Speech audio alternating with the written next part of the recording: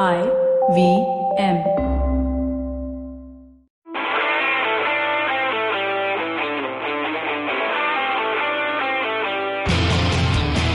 Hello and welcome to Football Twaddle. My name is Saru and only Yash is here. What's up, Yash?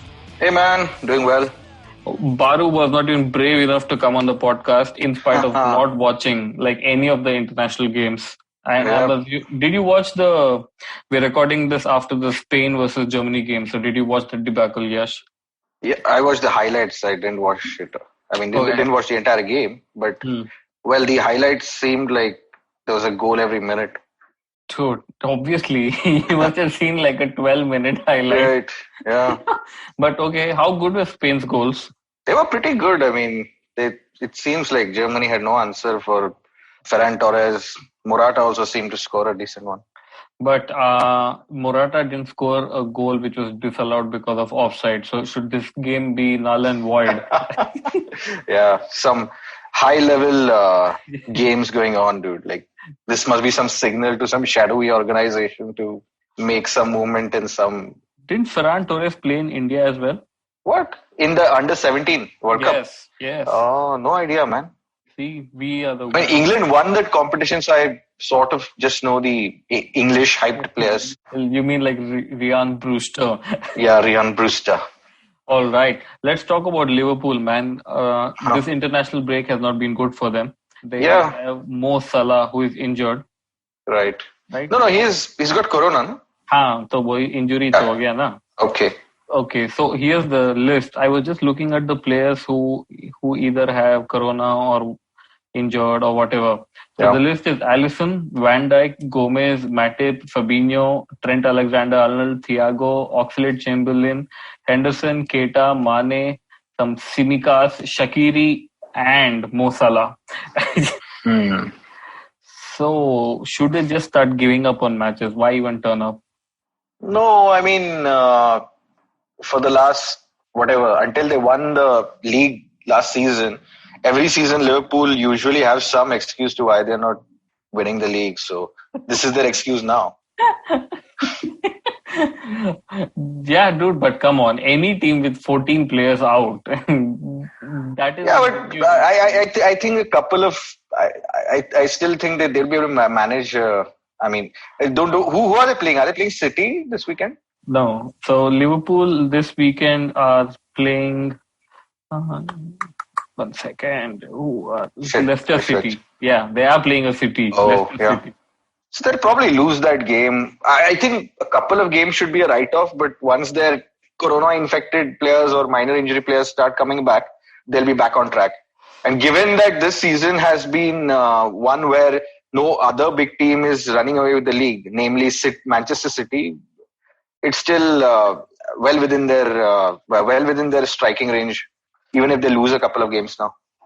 Okay. So, my God, you are there's more Liverpool news. You know, they've shifted the training ground. Because it's near a crowded area or something? No. They moved to a much better training ground now. They were at Melwood. And then they moved to like Kirkby or some area. So they have a spanking new training ground, which is supposed to be amazing. Most of the clubs, when they open the training grounds, all of them are amazing. So I don't know which is the not amazing training ground of Premier League. Probably Crystal. I don't know. I mean, United did it first when they moved to Carrington from the Cliff. But I mean, that's also old news. It's pre-Glazer news. So yeah. I mean, I think they'll soon need to upgrade that as well. For what? For the quality of players they have, that is good enough. Get better players, you need better training ground. All right. Coming back to Liverpool. So this season, I'm reading Dale Johnson's Twitter.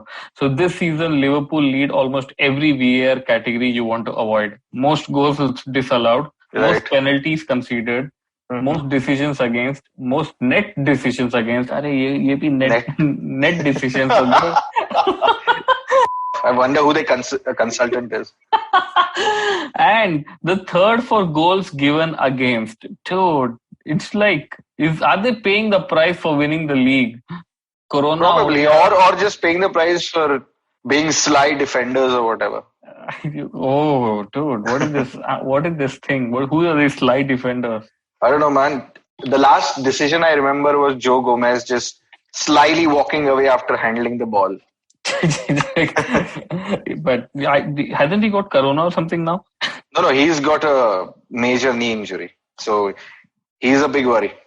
Oh, Joe Gomez? Yeah. Yes, I saw that. But anyway, who cares for Joe Gomez? He isn't that good as well anyway, right? English hype, what can I say? Okay, so let's talk about your Manchester United. Paul Pogba, now, I don't know, what he's saying that he needed a break from United and France is like a relief, right? Yeah, well, that was what the big news was, but again, people are saying, no, it was a mistranslation. They just cut out the middle part where he was... So I don't know. I mean, I don't speak French that well to know what's the real news. But I mean, even if he wants to go, then great. I mean, it just won't drag on. Dude, it's been dragging on for 4 years. It won't drag on more, I mean. Jose Mourinho in an interview said that Manchester United are right up there in terms of one of the people who can win the league this season. Do you share his optimistic prediction? No, not really. A top 4 would be great at this stage.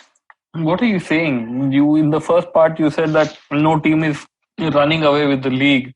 Yeah, so mathematically it's possible, but I don't know. I mean, if Pogba plays the way he does and Ole keeps on picking him, if he keeps Van der Beek on the bench and the usual merry-go-round at centre-back, so it's just How come none of the United players have corona? Have you ever... Paul Pogba already had it once. Before the season. And I mean, I think then probably this is the one thing that they're managing well, the bubble. But they've all gone on international break. Every team is like Liverpool is getting all these corona patients back. Where? I think Telles gave corona to all the Brazilian players. Really? Yeah. I mean, he had corona. He was supposed to be cured, and like 2 days later, half the Brazil team has it. Dude, so he was not cured. Yeah, that's the one conclusion that one can come to. Has someone blamed? He called him the Tibligi of football or something? Yeah, I'm sure. All right. Talking of United, they are playing West Brom. Guys, I mean, they have to win this, right? It can't get more embarrassing now. If they lose, they'll probably win this one. Yeah, this is probably the easiest one in Slaven Bilic and the whole drama at West Brom. I think they'll just nick a boring win on this one. Oh, yeah, I hope so, man. I mean, I hope not. I like Slaven Bilic, but I don't particularly... Well, as we mentioned in the last podcast, we hope he goes to a better team. But no one is there. No, now he's stuck in that same rut of he's the foreign Sam Allardyce types now. He will just bring teams to the Premier League and then lose his job. So you said it's going to be a boring win for Manchester United. All right, let's talk about Liverpool, Leicester City. We spoke about it. Leicester are in flying form. They're top of the table, and Liverpool has 14 players out. Leicester have to win this. I suppose so. I mean, Leicester, I don't have as many problems. And I have no problems with Leicester. That's also there. So is Brendan going to take some sort of revenge? Well, this is the best time for him to do it. No, Liverpool are defending champions. He has to prove himself to be up there with Klopp. Okay, so what he can come back and say, "Oh, I laid the foundation for Klopp to build this great team." I don't think Brendan says that because he knows. No, he can say it just to piss him off or whatever. So if he wanted to say it, he would have said it by now. It's so late that if he starts saying such things. So what's your prediction for that game? 2-1 Leicester win. Still, with no backline, how strong is Milner? What do you think Milner is going to achieve in that team? But honestly, Vardy has got off to a flyer, but most of his goals have come through penalties. So it's a bit of a... Let me remind you about VAR, which I just said. No, fair enough. So I don't think Leicester are that much of a free-scoring team. They're a pretty balanced team with a good midfield, good defense. So it'll be a sort of a comfortable but with a low margin victory is what I think. Okay. And you know why Leicester are not a free-scoring team anymore? Who's missing now? Because they don't have Ben Chilwell. Oh... and he is playing. I don't know if he's playing. The best left back in the league. Yes. So Newcastle are going to play Chelsea. Oh, God. That's the first game. Super Frank is going to super fry them, dude. Super Steve. Is he going to super fry Super Steve? But okay, talking about Chelsea, do you think that there's like an anti-German squad in the anti-German feeling in that team? Like they hate all these new German guys. And why aren't they passing the ball to them? Are they? Kai or okay. I just see Timo Werner running up and down. No one gives him the ball. That's probably, I don't know. That might have something to do with the lack of ability or of them to get the ball to these guys. Yeah, but I see all these Nepo kids of Chelsea celebrating amongst themselves. That's going to happen, no? Familiarity. Dude, come on. most of them are lost their place. Let me look at the league table also for a second. Leicester top, no? That we are sure of. It's so crowded. Chelsea are 5th with 15 points, and they have won 3 out of their last 5, and they've drawn 2. And Newcastle are 11 points. Not bad, right? So, yeah, you think Ziyech is going to do great wonders because he's not part of the German clique or the English clique. He's his own man. He seemed good the couple of games he played, so. Yeah. Ziyech and Chilwell are going to cross to each other from opposite flanks and dude, he's play with each other. Killer. Let me just look at my Chelsea group to see if there is any important news. Update. Yeah, in injuries, because I think Chilwell is injured, right? I think it was a pretty minor one. You don't even know what is the injury minor bol raha hai. Big injuries make big noise, dude. Okay. Oh, this is news about Ziyech. Ziyech for Chelsea starts 3, man of the match is 3. Yeah. So he's made a big splash. Yes, but law of averages is going to catch up with him. Anyway, come on, it's Newcastle. Yeah. So okay, fine. 3-0 Chelsea against Newcastle. Let's move on to an inconsequential game, which is Sheffield versus West Ham. Oh, dude. Sheffield versus West Ham. West Ham are 12th on the table with 11 points, and Sheffield are without a win. Should continue. I think Moyes has become the old Moyes of Everton now. Man, but whatever happened to the Sheffield's strategy, theories, and how their like centre backs are the goal scoring centre backs and everything? I think that they've lost that novelty factor. Like the opponents are just not expecting the centre back to land up in their box and fail to mark, and now they just expected. This is expected, and they seem to have a decent defense. But if you go to see, they didn't have that one big goal scorer or 2 big goal scorers. Their goals are pretty evenly spread around. So I don't think they have a natural fox in the box or a great forward as such to score. I think they'll be relegated this season, dude. It's not going well at all. Yeah, they're the typical. There have been so many of these, man. Reading and Hull one season where they've done really well. The season they've come up, second season they're down. Yes, I didn't know. Dean Henderson, bastard. Why did he leave them in this position? Honestly, I think that's a bit... people are blowing this up too much. What would he have done? The goals that they have conceded haven't been comical. They've just been... Oh, you mean they've not been like Everton's goals conceded? Yeah. All right. Let's take a break right now. After break, let's do Ozil Watch. And then let's talk about the big game, which is Tottenham Hotspur versus Manchester City. Stay tuned to Football Twaddle. Hello, everybody. Welcome to another great week on the IVM Podcast Network. If you're not following us on social media, please do. We're IVM Podcast on Twitter, Facebook, and Instagram. Want to wish you all a happy Diwali. Hope you had a great festive season. It's been a great week in terms of the kinds of guests we've had and the kind of conversations we've had on the network this week. Do definitely check some of these things out. On This Round's on Me with Gauri Devidayal. She had a great conversation with Garima Arora, who's one of the best-known chefs in the world. It was just absolutely riveting. Do check that out. On States of Anarchy, Hamsini Hariran spoke about chronicling India's different wars. Again, really interesting episode. Check that out. Ashton had a very interesting episode on his show, The Habit Coach. It was called I Don't Feel Like Doing Anything. It's about how to overcome malaise just generally, and I thought really, really interesting stuff.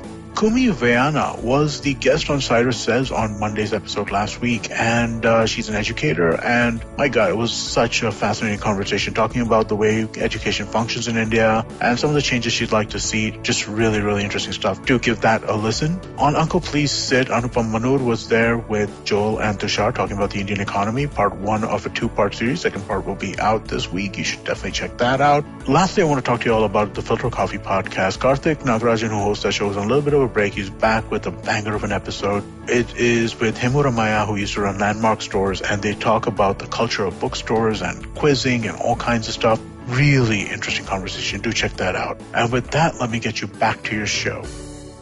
All right. Welcome back to Football Twaddle. Yash, are you ready for Ozil Watch?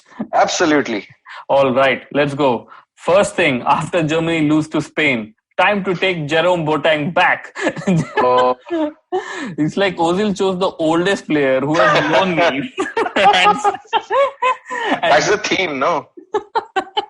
And is it, dude, Jerome Boateng lost his knees like 3 years ago. Why would he say such things? Oh, God, okay. Before that, okay, a mimicry of Twitter. London is red. Official sources stated that this is true. Yeah, Gunners, yeah. This guy loves the club, man. Yeah, or just he's just bored and now just wants to play for the of it. Yeah, but he should then actually go and play somewhere, no, for the of it. Affording his salaries and all that will be difficult. And on the we've had this conversation over and over again. I mean, kya bole? No, I know, but like, okay, fine. So it's better to watch his Twitter timeline, bro. Dude, he wished Happy Diwali with a full jhadi in his hand, man. He's pro crackers.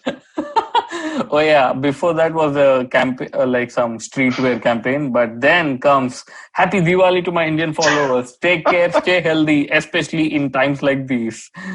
But his hand doesn't go till the full jhadi. It does, no? Okay, you want to know something shameless about that tweet? What? I mean, Arsenal as a club don't want to play him.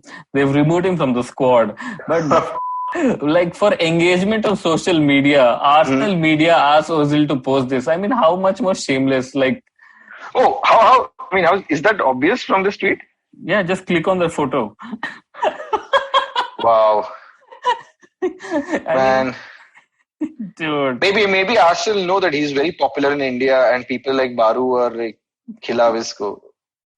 Yeah. Okay, so Ozil is a very secular person, and November 13th he says, say Alhamdulillah for everything that you've got. And he said it. Wait, what was on November 13th? Was it some Prophet Muhammad's birthday? No, dude, Jummah Mubarak, dude. It's Friday. All right. Jummah Mubarak, okay. So there's one more thing I want to talk to you about. Do you know the whole Toni Kroos versus Aubameyang thing going on? I didn't get down to the genesis of it. I know it has something to do with kids. So Toni Kroos said, this guy celebrates goals with masks and like things like that. It is not really good at all. Stuff like that. So, and like Aubameyang replied, I do it for the children, for my son. You should also, if you have children, you should try it sometimes for them.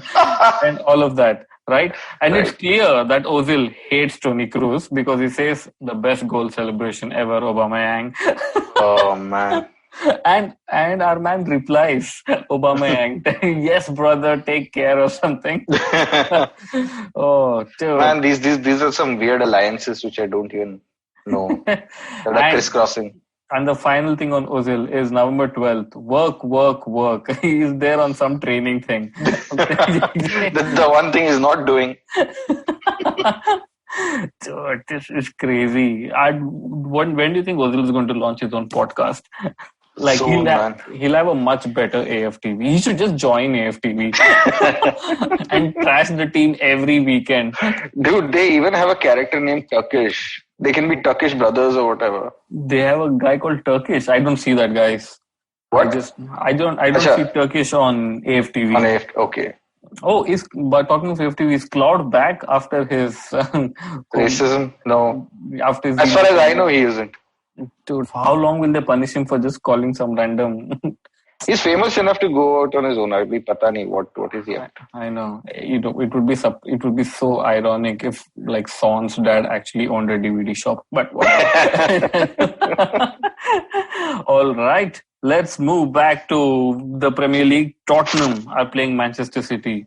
So here's the context. Tottenham now are playing City, then they're playing Chelsea, then they're playing Arsenal, then they're playing Crystal Palace, and then they're playing Liverpool. These are their next 5 fixtures in the Premier League. What's going to happen? Are they going to win any of those games? No, well, obviously, I think a couple of them they'll win, but they're going to be and Jose is going to spin the whole thing as a victory somehow, like a big win somehow. Just like one win and a draw in all of those, and he's going to cry about it. One win and a draw. Their title ambitions, like they were on top of the table for like 12 minutes. Yeah. People are saying that they could challenge for the title. You're saying by the end of this 5th game, they'll be like top 4 kafi hai? Yeah. I mean, that's what Jose does, man. He's good at selling you small dreams. Sure. So, but for you to, so you're actually saying that what do you think will happen in the City game? City game will pull off a draw, man. It's going to be such a fraud game. Dude, I think they'll win. What are you saying? Tottenham against City. City, they won last year without Harry Kane. Yeah, but I mean, I don't know. It just seems to have a draw written all over it. Given so much hype about who's the greatest ever and who's the biggest fraud. That narrative running. There's no narrative running there other than 3 friends of ours.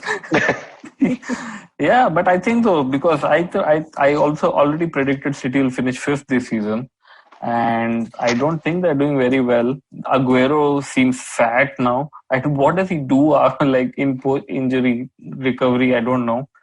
Yes, so but injury recovery should be like his bread and butter. Like he does that like 4 times a season. I know, but I was reading some analysis that with every Aguero injury, he actually takes much longer now to start hitting form. And there has been some analysis on this which says that Aguero is going to take some time. Man, he's become legit grandpa now, I guess. Dude, he's been playing for so long. It's actually unbelievable. Yeah. He's been with City for like 10, 11 years now. Man, that's insane. That's insane. And he doesn't even know one word of English, you know that? Some people have challenging language skills. I know, but Anderson of United, if you remember, like a blast from the past, how much he got pelted by these pundits. Oh, he didn't even learn English. He's not even adapting to the culture and everything. Yeah, but he didn't smash in like 20 goals every season. No. With Aguero, I think they give him a pass for that. Yeah. Okay. So you are predicting a bald was greatest versus fraud draw. Yeah. I think Tottenham will win 3-1. Nice. All right. Leeds versus Arsenal. Oh God, this is the only. This game is going to be lit, man. Oh no! I think I'm going to go out there 4-1 Leeds. Bamford hat trick again. Dude, this is Sunday 10 p.m. Man, we should, early evening for us, no? No, it's 10 p.m. India time. Oh, late night. Okay. Yeah. We should get some reaction, something going for this game. And if Arsenal win, we'll just cancel all our plans. Yeah, but this has a Leeds win written all over it for some reason. Dude, because Arsenal are so bad. There's no some reason in that. They're just terrible. No, but they're good at defending, no? Now, defending or whatever, just boring the other team. So, but I don't think Leeds will get bored. They have that guy doing squats on the touchline. He like their happiness. All right. Oh, so I think you know what will be the game of the weekend though. Mm-hmm. Wolves versus Southampton. Oh yeah, both those teams are proper teams now. Yeah, Wolves are 9th on the table. They have 13 points, and Southampton are 4th with 16 points. Why doesn't Manchester United just hire Ralph Hasenhüttl from? Hasenhüttl? No, man. He doesn't have the hype. Dude, how much more, man? After 9-0, he's done so well.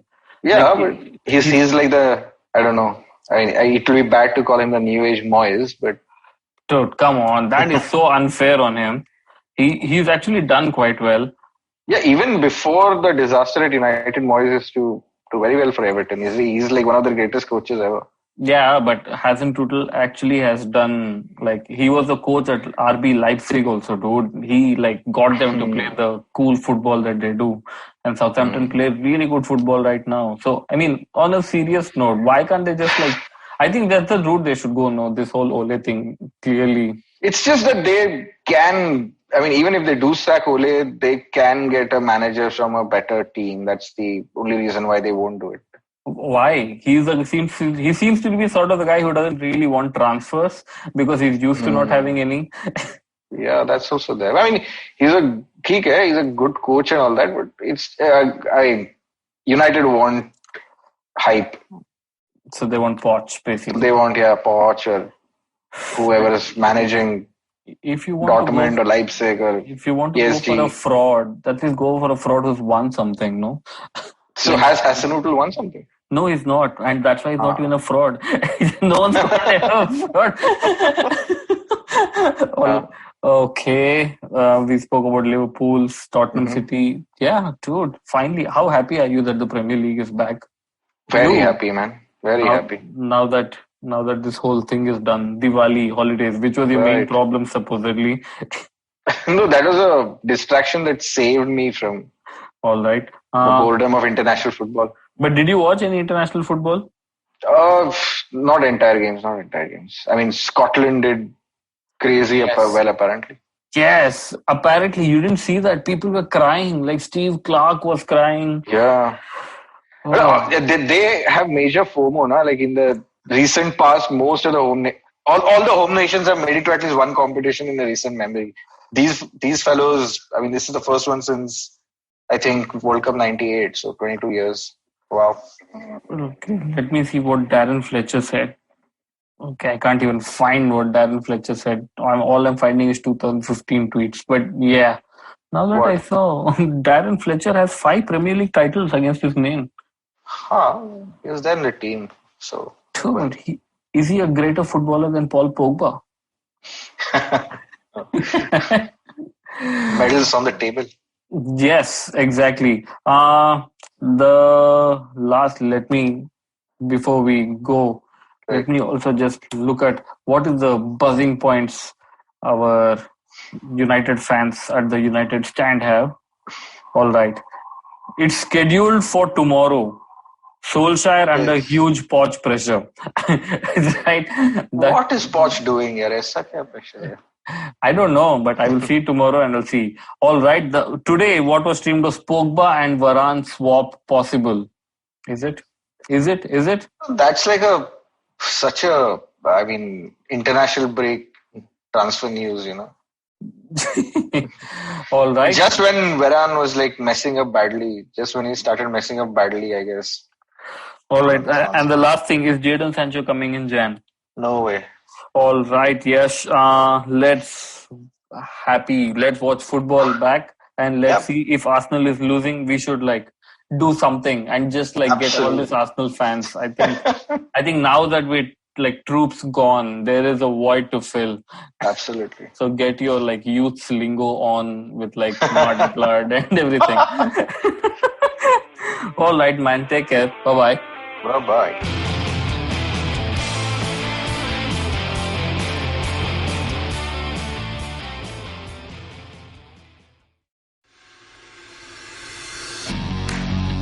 Are you looking for India's most awesome cricket podcast? Are you now tired of listening to the same old guys drone on about cricket everywhere? Edges and Sledges is a weekly cricket podcast hosted by 3 fans of the game, Varun, DJ, and myself, Ashwin. It was established in early 2018, has over 60 episodes now, and is of course now proud to be on the IVM Podcast Network. Each week, we get together from 3 different time zones, the USA, the UK, and Singapore, and we talk about things from the world of cricket, with a focus on Indian cricket. We often interview special guests from all around the world, including former cricketers and cricket media personalities. So check out Edges and Sledges, the cricket podcast, now on the IVM network. पेश खिदमत है आपकी शान में हमारे अंजुमन से. Hi, I am Sadaf. And I'm Arshit. खाने का इतिहास, economics, policy, psychology, सब है मेन्यू पे. Only on the Nankari podcast every Wednesday, सिर्फ IVM podcast ऐप या वेबसाइट पर या फिर जहां से भी आप अपने पॉडकास्ट सुनते हो.